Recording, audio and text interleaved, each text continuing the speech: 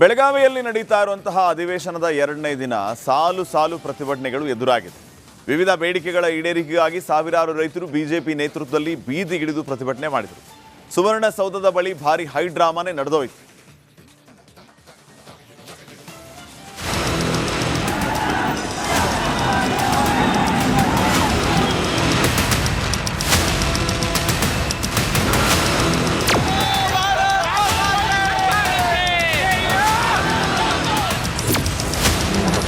ರೈತರ ಕಿಚ್ಚಿಗೆ ವೇದಿಕೆಯಾದ ಬೆಳಗಾವಿ. ಅನ್ನದಾತರಿಗೆ ಬಿಜೆಪಿ ನಾಯಕರ ಸಾಥ್. ಬೆಳಗಾವಿಯಲ್ಲಿ ನಡೆಯುತ್ತಿರುವ ಅಧಿವೇಶನದ ಎರಡನೇ ದಿನಕ್ಕೆ ಸಾಲು ಪ್ರತಿಭಟನೆಗಳು ಎದುರಾಗಿವೆ. ಮೆಕ್ಕೆಜೋಳ ಮತ್ತು ಕಬ್ಬು ಬೆಳೆಗೆ ಬೆಂಬಲ ಬೆಲೆ ಹೆಚ್ಚಿಸುವಂತೆ ಆಗ್ರಹಿಸಿ ರೈತರು ಬೀದಿಗಿಳಿದ್ರು. ಕಾಂಗ್ರೆಸ್ ಸರ್ಕಾರದ ವಿರುದ್ಧ ಪ್ರತಿಭಟನೆಗೆ ಬಿಜೆಪಿಯು ಸಾಥ್ ನೀಡಿತು. ಅತಿ ಹೆಚ್ಚು ಕಬ್ಬನ್ನು ಬೆಳೀತಕ್ಕಂಥ ರಾಜ್ಯ ಕಾಂಗ್ರೆಸ್ ಇವತ್ತು ರಾಜ್ಯ ಸರ್ಕಾರಕ್ಕೆ 35,000ದಿಂದ 40,000 ಕೋಟಿ ಆದಾಯ ಪ್ರತಿ ವರ್ಷ ಸರ್ಕಾರಕ್ಕೆ ರಾಜ್ಯ ಸರ್ಕಾರಕ್ಕೆ ಬರುವಂತದ್ದು. ಮೊನ್ನೆ ರೈತರು ಕಬ್ಬು ಬೆಳೆಗಾರರು ಹೋರಾಟ ಮಾಡ್ತಾ ಇದ್ರೆ ಕೇವಲ 50 ರೂಪಾಯಿ ಮಾತ್ರ ಪ್ರತಿ ಟನ್ಗೆ ಪರಿಹಾರವನ್ನು ಕೊಡುವಂತ ಘೋಷಣೆ ಸಿದ್ದರಾಮಯ್ಯನವರು ಮಾಡಿದ್ರು. ಮೆಕ್ಕೆಜೋಳ ಖರೀದಿ ಕೇಂದ್ರ ತೆರೆಯುವಂತೆ ಒತ್ತಾಯ, ಸ್ವಾಮಿನಾಥನ್ ವರದಿ ಜಾರಿ, ಕೃಷಿ ಕಾಯ್ದೆ ವಾಪಸ್, ಹೀಗೆ ಹಲವು ಬೇಡಿಕೆಗಳನ್ನು ಈಡೇರಿಸಬೇಕು ಅನ್ನೋದು ಪ್ರಮುಖ ಬೇಡಿಕೆಯಾಗಿದೆ. ಇಡೀ ದೇಶದಲ್ಲಿ 2ನೇ ಸ್ಥಾನ ಆತ್ಮಹತ್ಯೆಯಲ್ಲಿ, ರೈತರ ಆತ್ಮಹತ್ಯೆಯಲ್ಲಿ. ಇವರಿಗೆ ಯಾವ ಮುಖ ಇಟ್ಕೊಂಡು ಹೋಗ್ತಾರೆ? ಕೇಂದ್ರ ಸರ್ಕಾರ ಹಣ ಬಿಡುಗಡೆ ಮಾಡಿದೆಯಲ್ಲ, NDRF ಹಣ ಯಾಕೆ ಕೊಟ್ಟಿಲ್ಲ? ಇನ್ನು ಮುಖ್ಯಮಂತ್ರಿ ಕೇಂದ್ರಕ್ಕೆ GST ಮೀಟಿಂಗ್ ಆದಾಗ ಹೋಗಿ ನಮ್ಮ ರಾಜ್ಯಕ್ಕೆ ಇಷ್ಟು ಅನುದಾನ ಬರಬೇಕು ಅಂತ ಹೋಗಿ GST ಮೀಟಿಂಗಲ್ಲಿ ಯಾಕೆ ಮಾತಾಡಲ್ಲ? ಇಲ್ಲಿ ನಾಟಿ ಕೋಳಿ ತಿನ್ನೋಕ್ಕೆ ಅವಕಾಶ ಇರ್ತೈತೆ, ಅಲ್ಲಿ GST ಮೀಟಿಂಗ್ ಹೋಗೋಕ್ಕೆ ಯೋಗ್ಯತೆ ಇಲ್ಲ ಈ ಕಾಂಗ್ರೆಸ್ ಅವ್ರಿಗೆ. ನಮ್ಮನ್ನು ಕೇಳುವಂಥ ಅಧಿಕಾರ ಇಲ್ಲ. ನಾವಿದ್ದಾಗ ನಾವೇನು ಮಾಡಬೇಕು ಅಷ್ಟು ಮಾಡಿದ್ದೀವಿ.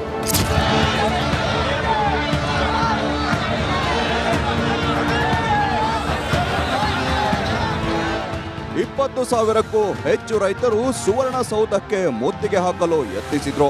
ಈ ವೇಳೆ ಹಲವು ರೈತರು ಬಿಜೆಪಿ ರಾಜ್ಯಾಧ್ಯಕ್ಷ BY ವಿಜಯೇಂದ್ರ ಹಾಗೂ ಪರಿಷತ್ ಸದಸ್ಯ CT ರವಿ ಅವರನ್ನು ಪೊಲೀಸರು ವಶಕ್ಕೆ ಪಡೆದರು.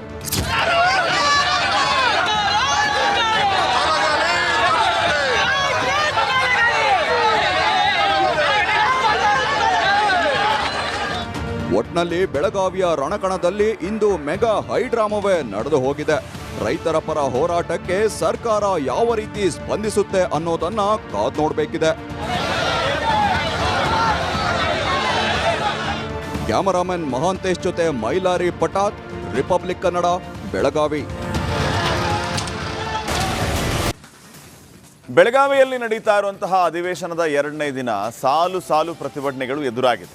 ವಿವಿಧ ಬೇಡಿಕೆಗಳ ಈಡೇರಿಕೆಗಾಗಿ ಸಾವಿರಾರು ರೈತರು ಬಿಜೆಪಿ ನೇತೃತ್ವದಲ್ಲಿ ಬೀದಿಗಿಳಿದು ಪ್ರತಿಭಟನೆ ಮಾಡಿದರು. ಸುವರ್ಣಸೌಧದ ಬಳಿ ಭಾರಿ ಹೈಡ್ರಾಮಾನೇ ನಡೆದೋಯಿತು.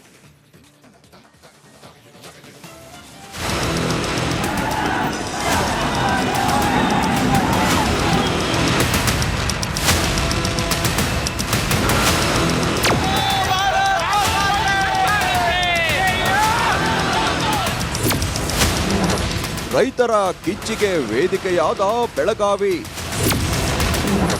ಅನ್ನದಾತರಿಗೆ ಬಿಜೆಪಿ ನಾಯಕರ ಸಾಥ್. ಬೆಳಗಾವಿಯಲ್ಲಿ ನಡೆಯುತ್ತಿರುವ ಅಧಿವೇಶನದ ಎರಡನೇ ದಿನಕ್ಕೆ ಸಾಲು ಪ್ರತಿಭಟನೆಗಳು ಎದುರಾಗಿವೆ. ಮೆಕ್ಕೆಜೋಳ ಮತ್ತು ಕಬ್ಬು ಬೆಳೆಗೆ ಬೆಂಬಲ ಬೆಲೆ ಹೆಚ್ಚಿಸುವಂತೆ ಆಗ್ರಹಿಸಿ ರೈತರು ಬೀದಿಗಿಳಿದ್ರು. ಕಾಂಗ್ರೆಸ್ ಸರ್ಕಾರದ ವಿರುದ್ಧ ಪ್ರತಿಭಟನೆಗೆ ಬಿಜೆಪಿಯು ಸಾಥ್ ನೀಡಿತು. ಅತಿ ಹೆಚ್ಚು ಕಬ್ಬನ್ನು ಬೆಳೀತಕ್ಕಂಥ ರಾಜ್ಯ ಕಾಂಗ್ರೆಸ್ ಇವತ್ತು ರಾಜ್ಯ ಸರ್ಕಾರಕ್ಕೆ 35,000ದಿಂದ 40,000 ಕೋಟಿ ಆದಾಯ ಪ್ರತಿ ವರ್ಷ ಸರ್ಕಾರಕ್ಕೆ ರಾಜ್ಯ ಸರ್ಕಾರಕ್ಕೆ ಬರುವಂತದ್ದು. ಮೊನ್ನೆ ರೈತರು ಕಬ್ಬು ಬೆಳೆಗಾರರು ಹೋರಾಟ ಮಾಡ್ತಾ ಇದ್ರೆ ಕೇವಲ 50 ರೂಪಾಯಿ ಮಾತ್ರ ಪ್ರತಿ ಟನ್ಗೆ ಪರಿಹಾರವನ್ನು ಕೊಡುವಂತ ಘೋಷಣೆ ಸಿದ್ದರಾಮಯ್ಯನವರು ಮಾಡಿದ್ರು. ಮೆಕ್ಕೆಜೋಳ ಖರೀದಿ ಕೇಂದ್ರ ತೆರೆಯುವಂತೆ ಒತ್ತಾಯ, ಸ್ವಾಮಿನಾಥನ್ ವರದಿ ಜಾರಿ, ಕೃಷಿ ಕಾಯ್ದೆ ವಾಪಸ್, ಹೀಗೆ ಹಲವು ಬೇಡಿಕೆಗಳನ್ನು ಈಡೇರಿಸಬೇಕು ಅನ್ನೋದು ಪ್ರಮುಖ ಬೇಡಿಕೆಯಾಗಿದೆ. ಇಡೀ ದೇಶದಲ್ಲಿ 2ನೇ ಸ್ಥಾನ ಆತ್ಮಹತ್ಯೆಯಲ್ಲಿ, ರೈತರ ಆತ್ಮಹತ್ಯೆಯಲ್ಲಿ. ಇವರಿಗೆ ಯಾವ ಮುಖ ಇಟ್ಕೊಂಡು ಹೋಗ್ತಾರೆ? ಕೇಂದ್ರ ಸರ್ಕಾರ ಹಣ ಬಿಡುಗಡೆ ಮಾಡಿದೆಯಲ್ಲ NDRF ಹಣ ಯಾಕೆ ಕೊಟ್ಟಿಲ್ಲ? ಇನ್ನು ಮುಖ್ಯಮಂತ್ರಿ ಕೇಂದ್ರಕ್ಕೆ GST ಮೀಟಿಂಗ್ ಆದಾಗ ಹೋಗಿ ನಮ್ಮ ರಾಜ್ಯಕ್ಕೆ ಇಷ್ಟು ಅನುದಾನ ಬರಬೇಕು ಅಂತ ಹೋಗಿ GST ಮೀಟಿಂಗಲ್ಲಿ ಯಾಕೆ ಮಾತಾಡಲ್ಲ? ಇಲ್ಲಿ ನಾಟಿ ಕೋಳಿ ತಿನ್ನೋಕ್ಕೆ ಅವಕಾಶ ಇರ್ತೈತೆ, ಅಲ್ಲಿ GST ಮೀಟಿಂಗ್ ಹೋಗೋಕ್ಕೆ ಯೋಗ್ಯತೆ ಇಲ್ಲ ಈ ಕಾಂಗ್ರೆಸ್ ಅವ್ರಿಗೆ. ನಮ್ಮನ್ನು ಕೇಳುವಂಥ ಅಧಿಕಾರ ಇಲ್ಲ. ನಾವಿದ್ದಾಗ ನಾವೇನು ಮಾಡಬೇಕು ಅಷ್ಟು ಮಾಡಿದ್ದೀವಿ.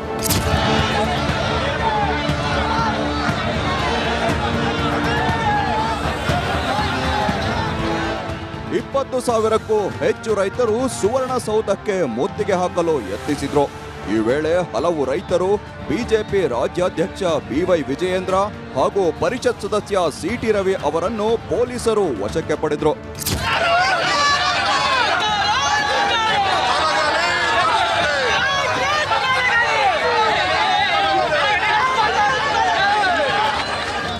ಒಟ್ನಲ್ಲಿ ಬೆಳಗಾವಿಯ ರಣಕಣದಲ್ಲಿ ಇಂದು ಮೆಗಾ ಹೈಡ್ರಾಮವೇ ನಡೆದು ಹೋಗಿದೆ.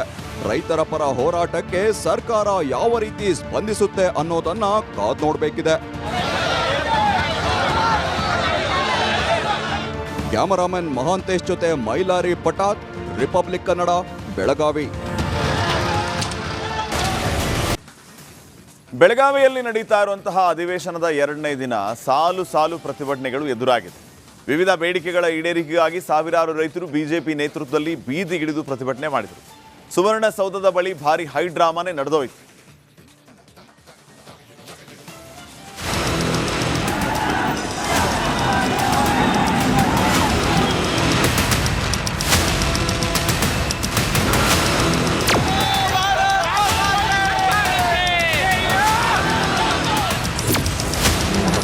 ರೈತರ ಕಿಚ್ಚಿಗೆ ವೇದಿಕೆಯಾದ ಬೆಳಗಾವಿ.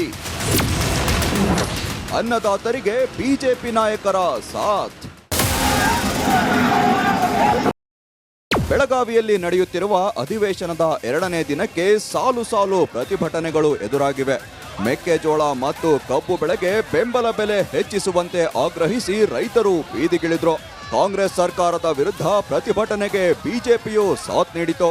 ಅತಿ ಹೆಚ್ಚು ಕಬ್ಬನ್ನು ಬೆಳೀತಕ್ಕಂಥ ರಾಜ್ಯ ಕಾಂಗ್ರೆಸ್ ಇವತ್ತು ರಾಜ್ಯ ಸರ್ಕಾರಕ್ಕೆ 35,000ದಿಂದ 40,000 ಕೋಟಿ ಆದಾಯ ಪ್ರತಿ ವರ್ಷ ಸರ್ಕಾರಕ್ಕೆ, ರಾಜ್ಯ ಸರ್ಕಾರಕ್ಕೆ ಬರುವಂತದ್ದು. ಮೊನ್ನೆ ರೈತರು ಕಬ್ಬು ಬೆಳೆಗಾರರು ಹೋರಾಟ ಮಾಡ್ತಾ ಇದ್ರೆ ಕೇವಲ 50 ರೂಪಾಯಿ ಮಾತ್ರ ಪ್ರತಿ ಟನ್ಗೆ ಪರಿಹಾರನ ಕೊಡುವಂತ ಘೋಷಣೆ ಸಿದ್ದರಾಮಯ್ಯನವರು ಮಾಡಿದ್ರು. ಮೆಕ್ಕೆಜೋಳ ಖರೀದಿ ಕೇಂದ್ರ ತೆರೆಯುವಂತೆ ಒತ್ತಾಯ, ಸ್ವಾಮಿನಾಥನ್ ವರದಿ ಜಾರಿ, ಕೃಷಿ ಕಾಯ್ದೆ ವಾಪಸ್, ಹೀಗೆ ಹಲವು ಬೇಡಿಕೆಗಳನ್ನು ಈಡೇರಿಸಬೇಕು ಅನ್ನೋದು ಪ್ರಮುಖ ಬೇಡಿಕೆಯಾಗಿದೆ. ಇಡೀ ದೇಶದಲ್ಲಿ 2ನೇ ಸ್ಥಾನ ಆತ್ಮಹತ್ಯೆಯಲ್ಲಿ.